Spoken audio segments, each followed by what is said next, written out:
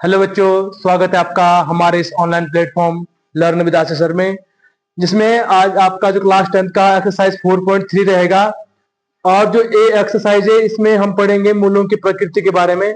किस प्रकार से हम पता लगा सकते हैं कि कब समीकरण के वास्तविक और भिन्न मूल होंगे, कब समीकरण के वास्तविक और बराबर मूल होंगे, कब समीकरण के कोई मूल नहीं होंगे। तो यहाँ पे एक्सरसाइज जो प्रश्नावली आपकी 4.3 है, इसको समझने के लिए आपको पहले मूलों की प्रकृति या जिसको कहते हैं डिस्क्रिमिनेंट विभक्त कर के बारे में पता होना चाहिए। तो हमारे पास जो विभक्त कर रहता है या इसको कहते हैं डिस्क्रिमिनेंट विभक्ति कर, ठीक है ना। ध्यान देना क्या रहेगा। हाँ, जो विभक्ति कर रहता है ये आपका रहेगा D is equal to B square minus 4ac।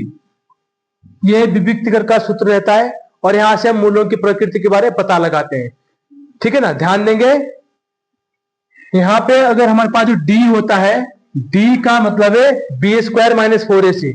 अगर आपका ग्रेटर देन 0 होता है, ठीक है ना, इसमें 3 केस बनते हैं।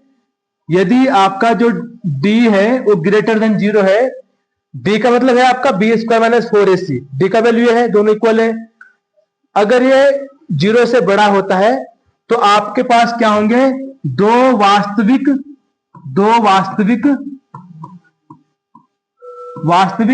भिन्न मान, है ना। 2 रूट होंगे और 2 वास्तविक भिन्न मूल होंगे। ये पहला पॉइंट रहता है, 2 वास्तविक भिन्न मूल।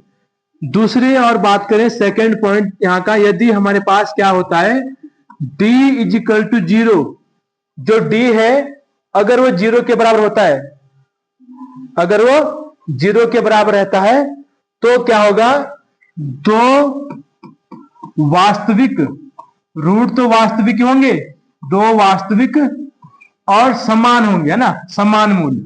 समान का मतलब यहां पे एक जैसे ही आपके मूल आएंगे द्विघात समीकरण के। तीसरा यहां पे जो रहेगा, तीसरी जो कंडीशन होती है, यदि d आपका लेस देन 0 है, d लेस देन 0 होने का मतलब है नेगेटिव।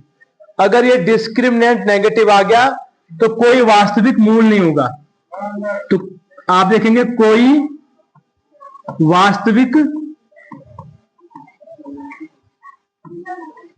वास्तविक मूल नहीं। उस स्थिति में, या देखेंगे आप इस स्थिति में क्या होगा, कोई रियल वैल्यू नहीं आएगी नीरज,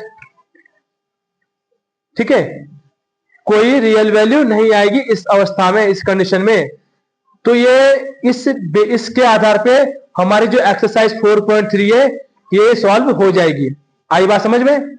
ये आपके क्या होते हैं, मूलों की प्रकृति के लिए, हाँ, मूलों की प्रकृति ज्ञात करने के लिए ये फॉर्मूले हमने यूज करने हैं, मूलों की प्रकृति। दिख रहा है आपको। अब हम इसको क्या कर देते हैं, एक साइड शिफ्ट कर देते हैं, फिर हम यहां से अपना, क्योंकि इसके आधार पर ही हमारे क्वेश्चंस होंगे।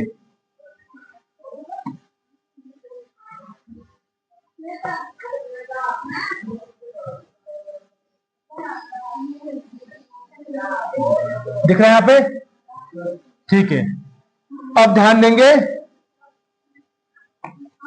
अब आइए आप प्रश्नावली 4.3 के क्वेश्चन नंबर फर्स्ट पे। अब क्वेश्चन नंबर फर्स्ट में क्या बोला गया है, आप ध्यान देंगे। हाँ, निम्न द्विघात समीकरणों के मूलों की प्रकृति ज्ञात कीजिए, यदि मूलों का अस्तित्व हो तो उन्हें ज्ञात कीजिए। देखो मूलों का अस्तित्व कब होगा, मूलों का जो अस्तित्व होगा पुष्पांशु, मूलों का जो अस्तित्व होगा वो होगा जब आपका जो d है या तो 0 से बड़ा आए या 0 के बराबर आए। 2 अवस्था में मूलों का अस्तित्व होगा। तीसरी स्थिति में मूलों का अस्तित्व नहीं होगा, क्योंकि उस समय कोई भी वास्तविक मान नहीं आता है। बात आई समझ में, ठीक है। देखेंगे क्वेश्चन नंबर फर्स्ट का, अगर हम यहाँ पे फर्स्ट पार्ट लेके चलते हैं तो यहाँ पे बताया गया है 2x² जो दे रखा में 2x² माइनस 3x प्लस कितना है 3x, हाँ प्लस 5 इक्वल में 0। ये द्विघात समीकरण है। अभी हमने पहले सॉल्व नहीं करना है। सॉल्व कब करना है? जब हम मूलों की प्रकृति का पता लगा लें कि हल होंगे या नहीं होंगे, अस्तित्व है या नहीं है। बात आई समझ में? तो आप देखेंगे हम यहां पे लगाएंगे डी। क्या लगाएंगे? मूलों की प्रकृति चेक करने के डी। डी का मतलब है विविक्तिकर, डिस्क्रिमिनेंट। ठीक है, डी इक्वल टू क्या होगा? b² minus 4ac। ये फॉर्मूला रहता है। अगर आप यहां पे इसका तुलना करते हैं किससे? द्विघात समीकरण से, तो b की जगह कितना हमारे पास? -3। कितना है? -3 का स्क्वायर माइनस 4 फॉर्मूले में है। a कितना है? 2 इंटू सी कितना है? 5। ठीक है, तो ये आपका हो जाएगा d इक्वल टू 3 का स्क्वायर, नेगेटिव 3 का स्क्वायर क्या होगा? 9। किसी भी नेगेटिव का स्क्वायर क्या होता है? पॉजिटिव रहता है ना। ठीक है, माइनस 4 2 जा 8, 8 5 जा 40 होगा। तो d कितना आ रहा आपका? माइनस का 31। देखिए यहां पे कौन सी स्थिति बन रही है? d आपका नेगेटिव आया, लेस देन 0 आया। d क्या आया? Less than 0। ठीक है ना, d लेस देन 0 आया, ध्यान दीजिए। तो इस अवस्था में क्या होगा? अतः हम लिख सकते हैं अतः द्विघात समीकरण के नहीं मूलों का अस्तित्व नहीं होगा, रियल वैल्यू नहीं आएगी, क्योंकि d कैसा आया? नेगेटिव आया। अतः द्विघात समीकरण के कोई वास्तविक मूल, हाँ कोई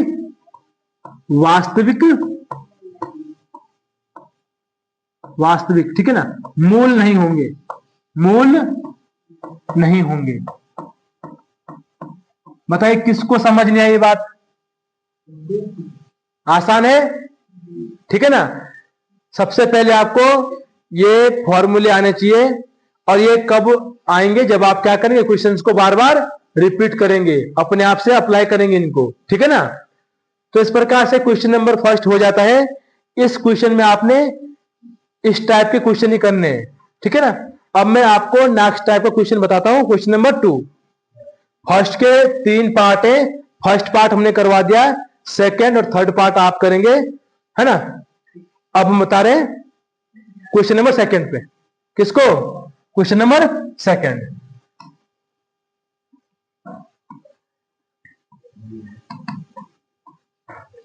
देखेंगे प्रश्न नंबर दूसरे में क्या बोला गया है कि निम्न प्रत्येक द्विघात समीकरण में k का ऐसा मान ज्ञात कीजिए कि उसके 2 बराबर मूल हो। देखिए कितना अच्छा क्वेश्चन है।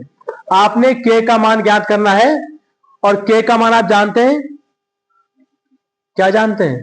कि k का मान उस स्थिति में ज्ञात करना है जब समीकरण के 2 बराबर मूल हो। और 2 बराबर मूल होने पे क्या होता है? जो डिस्क्रिमिनेंट होता है, अभी बताया हमने। आप अगर देखें यहां पे, देखिए जो डिस्क्रिमिनेंट होता है, जो विविक्तिकर होता है, वो 2 वास्तविक समान मूल बराबर मूल होने के लिए क्या है? विविक्तिकर 0 के बराबर रहता है। तो इसका यूज करके आपने k का मान निकालना है।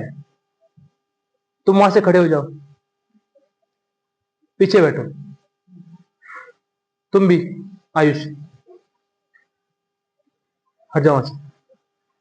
हाँ ध्यान, है ना, ध्यान दीजिए कि जब हमको k का मान निकालना होता है, तो k के मान के लिए क्या करना है? हमको डिस्क्रिमिनेंट जो है वो d इक्वल टू 0 लेना है। क्या लेना है? ठीक है, विविक्तकर 0 के बराबर लेंगे। ये इसने बोला हुआ है कि 2 समान मान तभी तो होते हैं भाई। 2 समान मान कब होंगे? 2 वास्तविक समान मूल, जब आपका d क्या होता है? 0 के बराबर होता है। आई बात समझ में? ठीक है, अब ध्यान देंगे।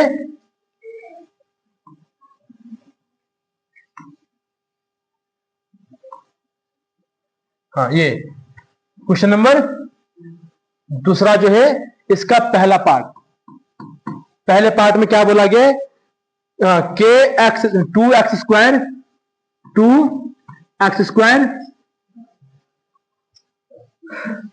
हाँ बताइए प्लस के एक्स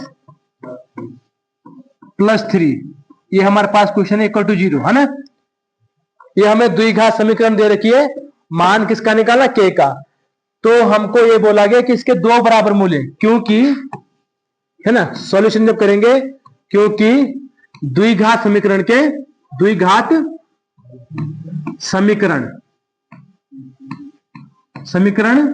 के दो बराबर मूल्य क्या है, दो बराबर मूल हैं। ये हमको बता रखा है क्वेश्चंस में किसके दो बराबर मूल्य हैं, इसलिए डी बराबर क्या होगा 0, डिस्क्रिमिनेंट किसके बराबर होगा 0 के बराबर, और डी का वैल्यू क्या होता है बेटा, B square minus 4ac equal to 0। अब यहां से तुलना करिए, बी की जगह क्या है हमारे पास अभी के, तो के स्क्वायर होगा -4, फॉर्मूले में ए की जगह कितना है 2, सी की जगह 3, हाँ प्लस 3 इक्वल टू 0। आई बात समझ में, तो के स्क्वायर इक्वल टू हो जाएगा 4 2 जा हाँ 8 8 0 24 इक्वल टू इसको हाँ के स्क्वायर -24 इक्वल टू 0। 24 को उधर लेके जाएंगे, पक्षांतर करेंगे तो के स्क्वायर इक्वल टू प्लस का 24, यहां तक दिख रहा है, ठीक है। अब यहां से क्या हो जाएगा, के इज इक्वल टू आपका, यहां से स्क्वायर हटेगा, इधर अंडर रूट लगेगा और ये आएगा प्लस माइनस में, किसमें आएगा प्लस माइनस में, क्योंकि आप जानते हैं स्क्वायर वाली वैल्यू जो होती है वो पॉजिटिव में भी वही आएगा वैल्यू और नेगेटिव में भी वही आता है। अब इसको थोड़ा आप ऐसा लिख सकते हैं, प्लस माइनस कितना 4 इंटू 6, तो के इज इक्वल टू आपका प्लस माइनस 2 अंडर रूट 6, क्योंकि 4 का स्क्वायर रूट कितना होता है, 4 का स्क्वायर रूट 2 हो जाएगा, 4 का वर्गमूल 2 होता है, इसलिए ये बाहर आ गया, अंदर केवल अंडर रूट 6 बचेगा। आई बात समझ में, तो इस प्रकार से के मान आपने निकाल लेने। देखिए जरा, अरे आई बात समझ में, ठीक है। आगे बढ़ते हैं, इसका सेकंड पार्ट, ठीक है ना। सेकंड पार्ट अगर आप देखेंगे, ये वाला पेज खाली रह गया, इसमें करते थे ना, ठीक है।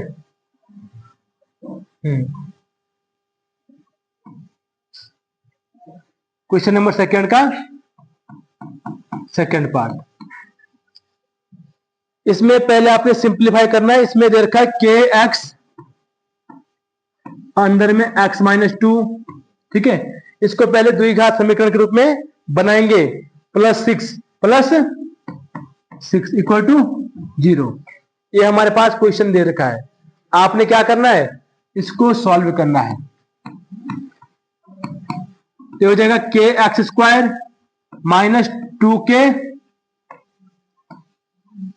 हाँ 2k x प्लस 6। हमने क्या किया, इस के एक्स का ब्रैकेट के इसमें भी मल्टीप्लाई कर दिया, इसमें भी है ना, पूरे ब्रैकेट के अंदर जितनी भी चीजें थी हमारे पास, जितने भी नंबर थे, सब में क्या कर दिया, मल्टीप्लाई कर दिया।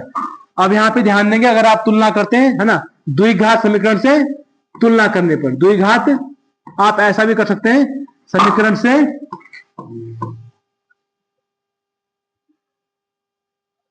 तुलना करने पर,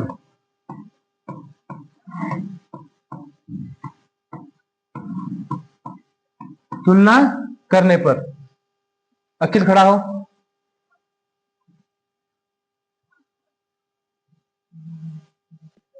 हाँ देखेंगे। तो द्विघात समीकरण से तुलना करने पर, इसका अगर तुलना करते हैं तो हमारे पास a बराबर क्या होगा, यहाँ पे k, b बराबर क्या होगा -2k, b क्या होता है कोएफिशिएंट ऑफ x है ना, x का जो गुणांक होता है उसको b बोलते हैं, c बराबर क्या होगा 6, ठीक है, इतना रहेगा। अब हमको क्या बोला है कि जो मूल है वो बराबर है, तो समीकरण के मूल बराबर कब होते हैं, जब आपका डी इक्वल क्या होता है, क्योंकि हम लिखेंगे क्योंकि द्विघात समीकरण के द्विघात समीकरण के मूल बराबर है, मूल बराबर है। इसलिए d इक्वल क्या हो जाएगा, 0। d का मतलब है डिस्क्रिमिनेंट क्या होगा, 0 के बराबर होगा। ठीक है,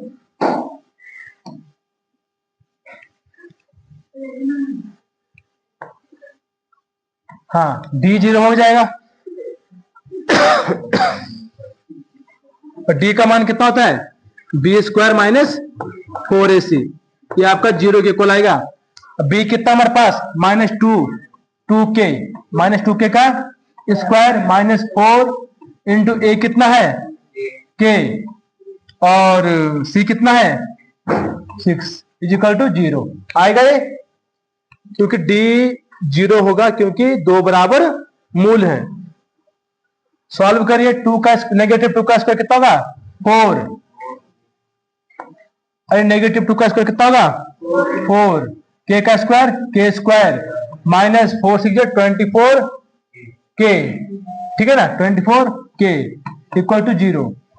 यहां से क्या कर सकते हैं, उसको इधर लेके जाइए ना, 4k square equal to 24 k, ठीक है ना। यहाँ पे k हमको क्या चाहिए, किसका वैल्यू चाहिए, k का वैल्यू। यहाँ पे इसको ऐसा लिख सकते हैं 4k इंटू k, ठीक है, इक्वल टू 24 k।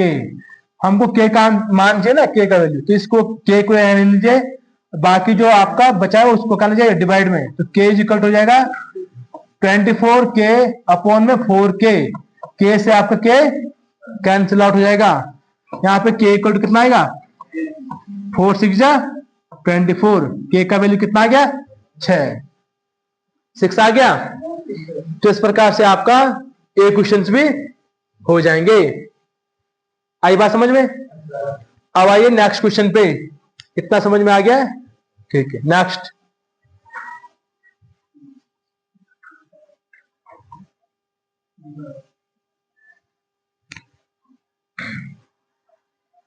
हाँ क्वेश्चन नंबर नेक्स्ट में क्या बोला गया है, थर्ड क्वेश्चन, क्या एक ऐसी आम की बगिया बनाना संभव है जिसकी लंबाई चौड़ाई से दुगनी हो और उसका क्षेत्रफल 800 मीटर स्क्वायर हो, तो लंबाई चौड़ाई ज्ञात कीजिए, है ना। ठीक है ना, तो आपने क्या करना है, जो लंबाई है वो चौड़ाई से दुगनी है, तो हमको क्या मानना पड़ेगा, चौड़ाई, है ना। हम क्या मानेंगे, माना आम की बगिया की चौड़ाई क्या मान ली हमने, x मान ली, क्या मान ली, x सेंटीमीटर, है ना। इसलिए लंबाई किसकी, आम की बगिया की लंबाई क्या हो जाएगी 2x हो जाएगा।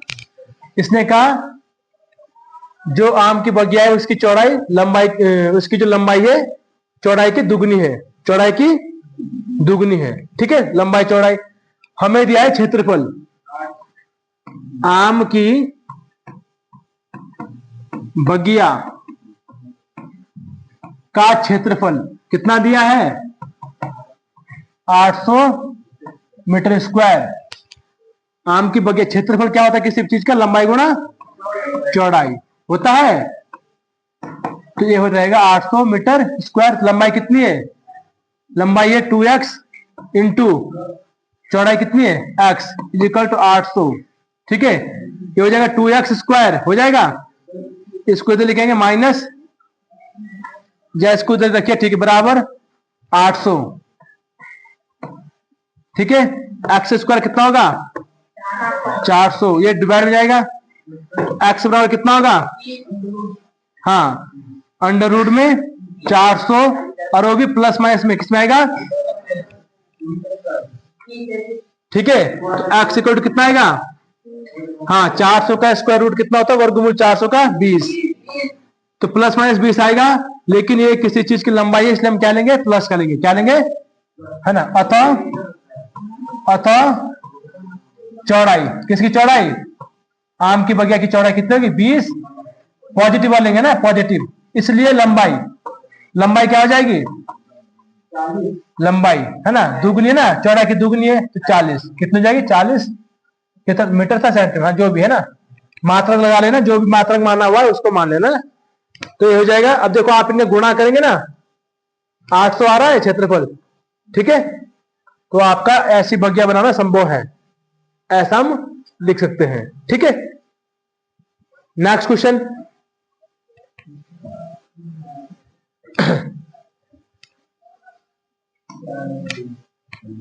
क्वेश्चन नंबर 4 में देखेंगे।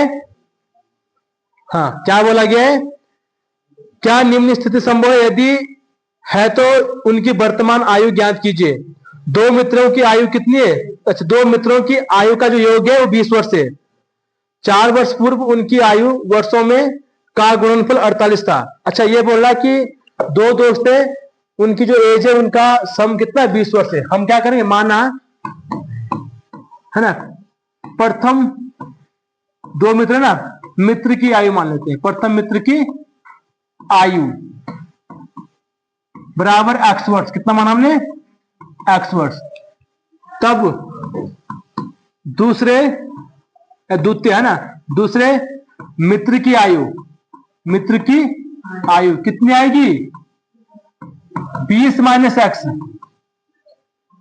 वर्ष हो जाएगा। कारण क्या है, क्योंकि दोनों, क्योंकि है ना,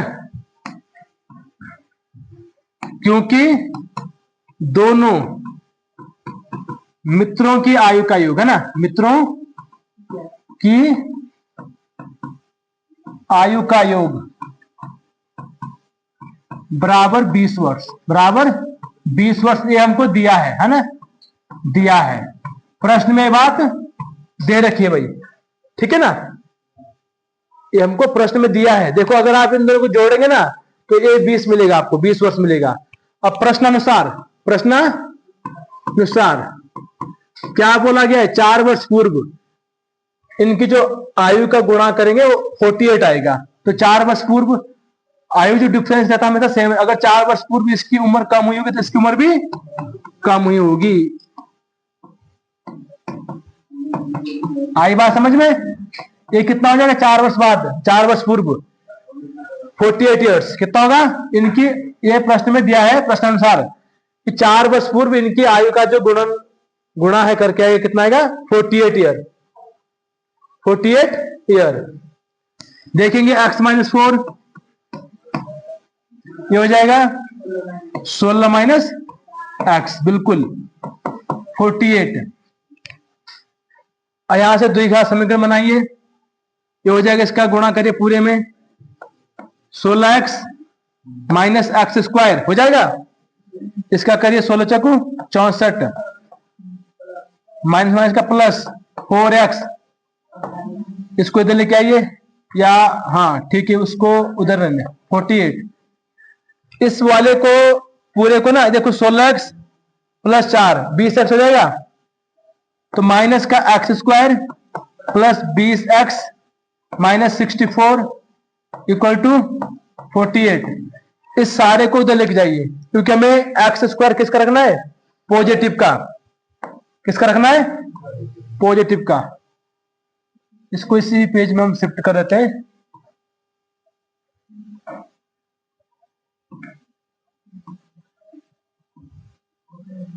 ठीक है ना,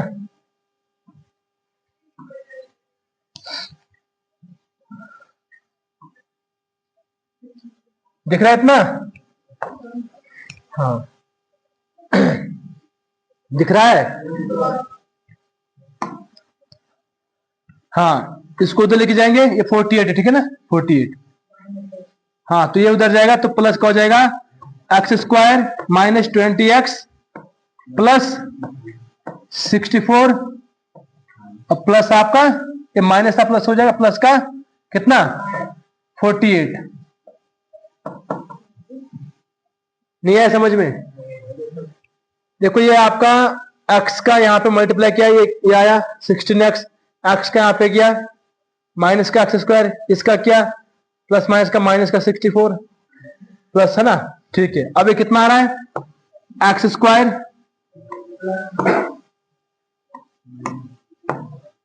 square minus 20x plus plus का जुड़ जाएगा, है ना, हाँ कितना है 112, ठीक है ना, इक्वल टू 0। अब आपने क्या करना है, अस्तित्व पता करने के लिए किसके हल आएंगे या नहीं आएंगे, आपने लगाना मूलों की प्रकृति वाला फॉर्मूला, यानी कि डिस्क्रिमिनेंट, ठीक है, क्योंकि डी इक्वल टू क्या होता है, बी स्क्वायर माइनस 4ac, क्योंकि हमको संभावना बनानी है कि ये है या नहीं है। तो आप यहां पे देखेंगे डी का वैल्यू ये है, तो हाँ माइनस 20 का स्क्वायर माइनस 4a कितना है 1, और ए क्या रहेगा, कोएफिशिएंट ऑफ एक्स स्क्वायर, उसको ये बोलेंगे, इंटू सी कितना है 112, 400 होगा ये, ठीक है, माइनस तो हो जाएगा, हाँ 4 दूनी 8, 4 एकम 4, हाँ, तो जो डी का जो वैल्यू है ना, आप देख रहे हैं डी का वैल्यू नेगेटिव आ रहा है, नेगेटिव का 48, और जब डी नेगेटिव होता है तो मूलों का अस्तित्व नहीं होता है, अतः द्विघात समीकरण के मूल नहीं होंगे, है ना। आप लिख सकते हैं यहां पे, क्योंकि डी लेस देन 0 आ रहा है, इसलिए डी क्या आया, लेस देन 0 आया, इसलिए द्विघात समीकरण के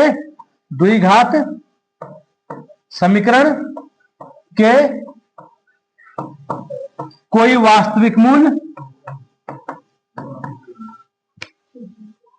वास्तविक मूल नहीं होंगे, नहीं है ना। ये है आपका क्वेश्चन नंबर 4, ठीक है। अब आइए क्वेश्चन नंबर लास्ट पे।